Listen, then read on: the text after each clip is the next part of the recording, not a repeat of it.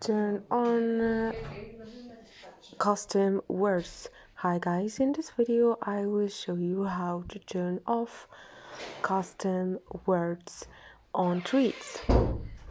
Click on tweets, click on this icon and click on hidden words. Here guys, you will find custom words and phrases, so you can here hide or place you don't want to see by creating a custom list of words, phrases and emojis. So all you need to do is tap here, and now you did turn off this option. This is it guys.